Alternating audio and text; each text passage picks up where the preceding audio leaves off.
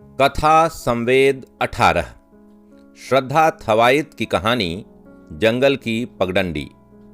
टिप्पणी राकेश बिहारी की। युवा कथाकार श्रद्धा थवाइत का जन्म 28 अप्रैल 1979 को जांजगीर छत्तीसगढ़ में हुआ।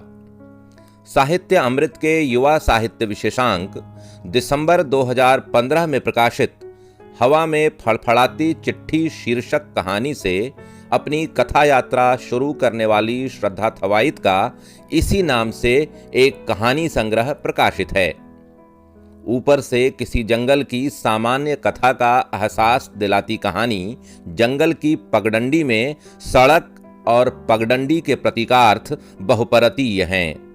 आकार में अपेक्षाकृत छोटी यह कहानी जहां एक तरफ मुख्यधारा बनाम हाशिए के द्वंद्व को एक प्रतीक कथा के शिल्प में मूर्त करती है, तो वहीं दूसरी तरफ किसी कुशल अमीन की तरह ग्राम्य जीवन की त्रासद नियतियों और शहरी चकाचौंध के मध्य स्थित फासले की पैमाइश भी करती है।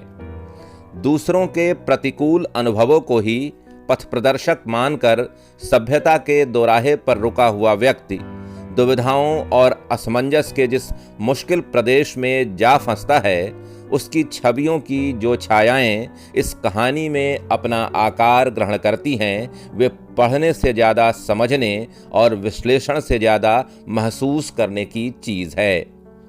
स्वप्न और यथार्थ के बीच पसरे दलदल के बीच उग आए पत्थरों के समानांतर जंगल के गर्भ में छुपी हरियाली और रहस्य वीथियों का पता बताने वाली यह कहानी अपने पाठकों से एक संवेदनशील और सावधान पढ़त की मांग करती है।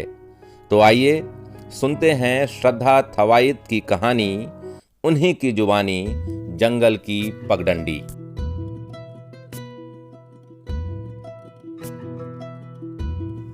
जंगल की पगडंडी। वह राह जंगल के बीच से गुजरती थी। राह के दोनों ओर पेड़ थे। इन पेड़ों में कुछ की उम्र शतक पार थी तो कुछ में शतक तक पहुंचती। कुछ पेड़ अपनी स्वर्ण जयंती पूरी कर चुके थे, कुछ रजत जयंती मनाने की राह पर थे। कुछ तो निरे पौधे थे जिनमें वलियाँ भी नहीं बनी थीं। कुछ नवजात ही थे, नर्म, नाजुक, रक्तिम। यह पेड़ घास फूस से मिलकर जंगल को घना बनाते थे, इतना घना कि 4 हाथ दूर देख पाना भी मुश्किल हो, ज्यों जंगल भविष्य हो। इस जंगल में तरह तरह के जानवर भी थे, कुछ शिकार करने वाले तो कुछ शिकार होने वाले। यह जानवर जंगल को खतरनाक भी बनाते थे और रहने योग्य भी। यह जंगल मीलों दूर तक फैला था। जंगल के बीच की यह राह पेड़ों की छाया से, उनके पत्तों से, फूलों से, समय समय पर टूटी टहनियों से, जानवरों के कदमों से ढकी हुई थी। राह इनके निशान लिए चलती थी, जंगल के उठाव पर उठती थी, घाटियों में गिरती थी।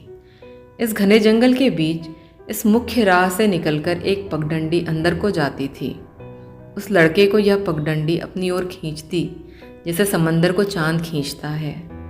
राह से गुजरते हुए लड़का इस पगडंडी का इंतज़ार करता, उसे आस भरी नज़र से देखता जैसे चकोर चांद को देखता है। तब तक देखता जब तक कि यह नज़रों से ओझल ना हो जाती। कम से कम दिन में एक बार जरूर, अक्सर दिन में कई कई बार। उसे इस पगडंडी में अजीब तरह का रहस्यमय आकर्षण लगता, जैसे पिछले किसी जन्म में वह मजनू या लैला रही हो। कुछ ही दूर चलकर पगडंडी मुड़ते हुए जंगल के घनेपन में खो जाती थी। अपने आसपास पगडंडी पर चलने वाला उसे कोई भी न दिखता। किन्हीं अनजान लोगों के चलने से यह पगडंडी बनी थी। किसी को पता नहीं था कि यह पगडंडी कहाँ ले जा सकती है, राह कहाँ ले जाएगी यह पता था। यह चलने वाले पर था कि वह कितनी देर, कितनी दूर तक राह पर चलता रहेगा। यह जानते समझते हुए भी उसने कई बार रुककर इस पगडंडी पर अपने कदम बढ़ाने चाहे। इंच इंच हरियाली जमीन से निपट अलग, धूसर माटी की रंगत लिए पगभर की चौड़ाई धरे पगडंडी। जाने अजीब से डर ने, अनिश्चितता ने उसके कदम रोक लिए। हर बार लोगों की हिदायतें याद आई कि मुख्य राह ही सही है, कभी किसी पगडंडी में कदम रखने का सोचना भी मत। लोगों की शंकाएं बादलों से घेराएं कि जाने उस पगडंडी में क्या है। पगडंडी में जाना राह भटक जाना होगा। यूं तो जंगल में और भी कई पगडंडियां थीं, पर वे उसे उस तरह सम्मोहित नहीं करती थी जैसे यह पगडंडी। उसे लगता कि जब वह पगडंडी से गुजरेगा तो धरती उसके कदम चूमेगी, माटी उसके कदमों की छाप बन साथ चली आएगी, घास उसे गुदगुदाएगी, नन्हे पौधे उसके पांव से लिपट लिपट जाएंगे, बड़े पौधे उसे सहलाएंगे, वृक्ष उस पर अपने फूल गिराएंगे, पत्तियां झड़ाएंगे। वह अक्सर दोनों हाथ फैलाकर आंख बंद कर खुद पर गिरते फूलों की कल्पना करता। उसका रोम रोम खुशियों से उसी तरह भर जाता जैसे जंगल वनस्पतियों से भरा था। अगले ही पल लोगों की हिदायतें कदमों में गिरहें डाल देती, पैरों में बेड़ियां पड़ जाती कि मुख्य राह ही कहीं पहुंचा सकेगी। वह पगडंडी को घूंट घूंट पीता, पाँव के आगे पाँव रखता उस जगह को पार कर जाता जहाँ से पगडंडी निकलती थी। कभी कभी ठहर भी जाता जब उसे लगता कि पगडंडी पर दूर कहीं एक चिड़िया उसे शिद्दत से पुकार रही है। उसका दिल चिड़िया की पुकार का जवाब भी उसी शिद्दत से देता। उम्र के उस दौर में जब जिंदगी के चूल्हे में विद्रोह की आंच सुलगती है, उसने अपने दोस्तों से, परिवार से इस खिंचाव को बांटा था। उसके एक दोस्त के परिचित उस पगडंडी पर कुछ समय ही पहले गए थे, पर वे आधी पगडंडी से ही वापस लौट आए। जब लौटे तो बेहद लस्त पस्त थे। उन्होंने बताया कि पगडंडी में भूखे शेर चीते घूमते हैं, जहरीले सांप गुच्छों में मिलते हैं, कुछ खाने पीने को मुश्किल से ही मिल पाता है। वापस आने की चाह करो तो पगडंडी का भूत पकड़ लेता है। यह सब सुनकर उसके कदमों के नीचे की धरती इतनी दलदली हो उठी कि इस पर आगे कदम उठाना नामुमकिन था। उसे अपने उस दोस्त की भी हृदय तल से याद आती है जिसने इस दोस्त की बातों को सिरे से नकारते हुए कहा था कि किसी एक के बुरे अनुभव का मतलब यह नहीं कि सबके अनुभव बुरे हों। शायद इसके बाद अच्छे अनुभव पगडंडी पर खड़े उनका इंतज़ार कर रहे हों और वे उन तक पहुंचने के पहले ही वापस लौट गए। वह दोस्त हार मानने वालों में से नहीं था। उसने कहा, हो सकता है ऐसा हो, लेकिन यह पगडंडी कहीं पहुंचाती भी तो नहीं। फिर यह भी हो सकता है कि पगडंडी के खत्म होने तक कुछ अच्छे अनुभव बस मिले और कुछ भी ना मिले। दूसरा दोस्त भी धुन का पक्का था, कहीं पहुंचना ही तो ज़रूरी नहीं। यदि पगडंडी पसंद है तो उसके सफ़र में भी आनंद मिलेगा, संतुष्टि मिलेगी। क्या यह संतुष्टि जिंदगी के लिए पर्याप्त नहीं? समंदर का पानी पीने के लिए नहीं होता, लेकिन बादल बनकर प्यास तो वही बुझाता है। उसकी बातों में अनोखा विश्वास था। उसे एक दूसरी पगडंडी बहुत पसंद थी। एक दिन वह अपनी पसंदीदा पगडंडी पर आगे बढ़ गया। तब से लड़का अपने उस दोस्त से नहीं मिल पाया है। आज भी वह दोस्त उसकी यादों के सावन में बरसता रहता है। कहाँ होगा वह? क्या घने जंगल में खो गया होगा? कैसी रही होगी उसकी पगडंडी? सांप बिच्छू काट या शेर चीते खा तो नहीं गए होंगे उसे? उस वक्त एक बार राह से गुजरते हुए पगडंडी से उठती धुन दिल की धुन से मिल दिल की आंच को भड़का दिया था। उस दिन उसके पांव राह पर ही रुक गए। आंच में चाह खौल उठी। उसने पगडंडी पर कदम बढ़ा भी दिए, लेकिन मुख्य राह के ओझल होने से पहले ही कुछ कदम चलकर वह रुक गया। उसे अपने दोस्त के परिचित के अनुभव याद आने लगे। आंच में पानी पड़ गया। कदम मन भर वजनी हो उठे। खुद पर विश्वास का बल वजनी कदमों को भी उठा ले जाता है, पर उसकी चाह शायद इतनी परिपक्व नहीं थी कि खुद पर विश्वास फल उठे। उसे खुद से अधिक लोगों पर विश्वास था। पक्की चाह तृप्ति देती है, लेकिन अधकचरी चाह अतृप्ति नहीं रखती, अपच भी करा देती है। इस वापसी के बाद उस पगडंडी का रहस्यमय आकर्षण धीरे धीरे टीस में बदलने लगा। जो पगडंडी उसके रोम रोम को खुशियों से भर देती थी, वही अब उसे सुइयां चुभोती। पगडंडी को घूंट घूंट पीने वाला वह अब उससे नजरें चुराने लगा। पगडंडी को देखे बिना राह पर चलने लगा, पर अब भी उसे हरियाली पगडंडी प्यार से भरी लगती। वहीं राह में रोड़े लगते। वह पगडंडी में पत्ती की छुअन महसूस कर अपनी आंखें बंद करता कि किसी गड्ढे में उसके पांव ऐंठ जाते, कुछ न कुछ उसके हाथों से छूट कहीं खो जाता, बदले में कोई ग्लानि पश्चाताप उसे मिल जाता। यूँ राह पर चलते रुकते वह एक दोराहे पर जा पहुंचा। दोनों ही राहें काली चमचमाती राहें थीं। दोनों में उनके अगले गंतव्य और उनकी दूरी लिखी थी। राहें अपनी मंजिल कभी नहीं बताती, वे सिर्फ पड़ाव बताती हैं। एक राह में नो टोल्स की तर्ज पर नो पगडंडी लिखा था। वह दूसरी राह पर बढ़ गया। वह पगडंडी छोड़ आया था पर छोड़ नहीं पा रहा था। वह राह पर चल पड़ा पगडंडी को सोचते हुए। उस चमचमाती राह में हरियाली थी, पर कुछ ही दूर बाद हरियाली कम होने लगी। अब राह में गति अवरोधक थे, छोटे बड़े गड्ढे थे। किनारे रेत गिट्टी पड़ी होती, वह गड्ढे में दचका खा जाता, गति अवरोधक में उछल जाता या उसे पार करते हुए अटक जाता, रेत गिट्टी में फंस जाता। उसे पगडंडी शिद्दत से याद आती रही। गिरते संभलते वह आगे बढ़ता रहा, पर धीरे धीरे जमीन दलदली हो उठी। अब पांव तले धरती कांपती, कदम धस धस जाते। तरह तरह के कीड़े मकोड़े दलदली जमीन में थे। वे उसे लिपटना चाहते, उस पर चढ़ना चाहते। अब इन परिस्थितियों में आगे बढ़ना संभव नहीं हो पा रहा था। उसने पीछे पलटना चाहा, पर राह तो कब की खत्म हो चुकी थी। वह इतनी लंबी दूरी पार कर चुका था कि वापसी भी संभव नहीं थी। आगे दलदली विस्तार था। इस दलदल में सड़ती वनस्पतियां थीं, जिन पर तरह तरह की मक्खियां भिनक रही थीं। लाल काली नीली मक्खियां।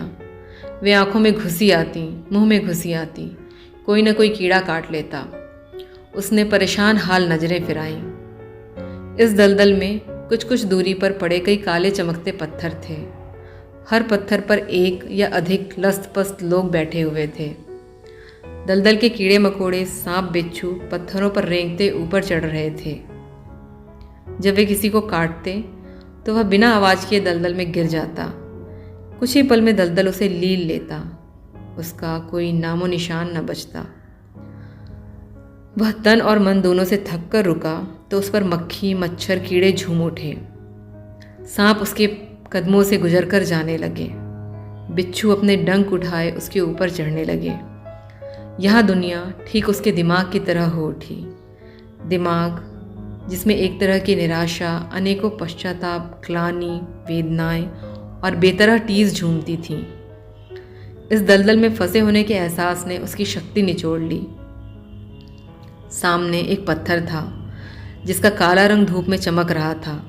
उस पर एक व्यक्ति बैठा हुआ था जिसका रंग दलदल के रंग से मिल रहा था। वह पत्थर दरअसल उसे रुकते देख उगाया था। यह उसे रेगिस्तान में नखलिस्तान की तरह एकमात्र आस का बिंदु दिखा। वह किसी डोर से बंधी कठपुतली की तरह उस पर बैठ गया, यह सोचते हुए कि अब पूरी उम्र इसी पत्थर पर बैठकर गुजारनी होगी। पत्थर पर बैठे व्यक्ति ने उसकी ओर देखा। उसकी नज़रों में संक्रामक सूनापन था, जैसे कोई गहरी अंधेरी सुरंग हो जिसमें कोई डूबता चला जाए। उस शख्स ने कुछ देर बाद निश्वास छोड़ते हुए उससे कहा, तुम भी किसी पगडंडी में जाना चाहते थे?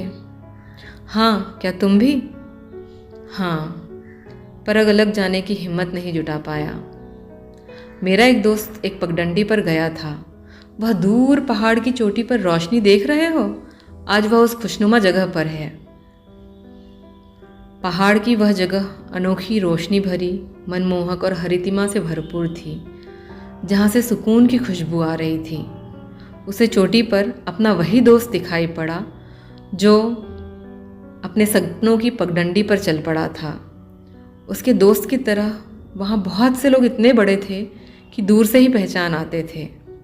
कुछ वैसे ही बड़े जैसे वह था, लेकिन सबके चेहरे में खुशी, सुकून और संतुष्टि की लहरें हिलोरे ले रही थीं।